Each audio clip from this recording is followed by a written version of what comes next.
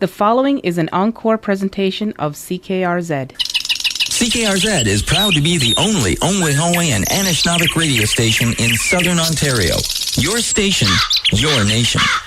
The comments heard on the following presentation are those of the participants and do not necessarily reflect those of Sonics Incorporated or CKRZ-FM. Well, thank you so much for making CKRZ a part of your day. And coming up next, we have our weekly pandemic update from Six Nations elected councils. And joining us right now, we have Six Nations elected Chief Mark Hill. Hey, how's your week been, Chief? Sego Al, it's been good. How about yours? Not too bad, actually. Busy, but busy is always good, too. That's right. Yeah, so, well, again, I just want to thank you for the opportunity and joining you to provide an update to our community. So I guess it's going to be a quick update this week.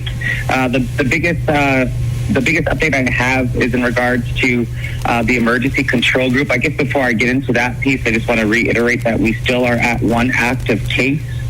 And 15 total. That brings our number to the total of 15. But moving into what is now our next decision that was made in terms of face coverings are now being required. And what that means is for the health and safety of our community members, face coverings are now required within all indoor spaces and all ride services operating within Six Nations of the Grand River Territory. This decision was based on public health guidance locally, nationally, and globally to reduce the risk of the spread of the virus. The Emergency Control Group made the recommendation to the elected council who adopted the change at Thursday's political liaison meeting. To implement the new rule, public education activities will be launched, which will encourage residents and businesses to wear face coverings when in public spaces. Signs will also be erected on the borders of our territory advising visitors to the community of the requirement to wear masks. Community members looking to pick up or donate homemade masks can contact Six Nations Grand River Public Works Department at 519-445-4242 during the business hours from Monday to Friday from 8:30 to 4:30 p.m. Exceptions to the rule include children under the age of 2, individuals with medical conditions that makes it difficult to wear a mask, persons who are unable to put on, adjust, or remove a mask without assistance, businesses not open to the public and are able to physically distance in the workplace with those who are not members of the same household, employees behind a physical barrier. The requirement to wear face covering is effective immediately until August 30th, at which time it will be reassessed and a further decision made.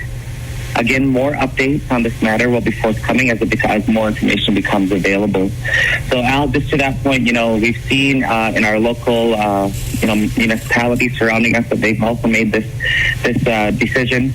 We're doing this again to try to be proactive in reducing the risk and exposure of the virus.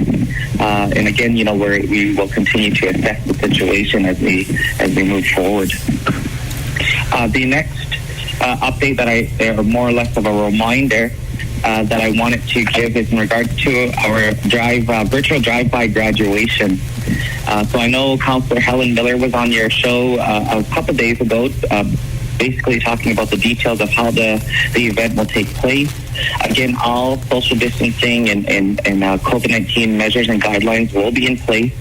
The registration for students begins at 1 p.m. However, it's noted that you do not have to be registered. We were just doing registration to try to get a number as to see what we could be expecting.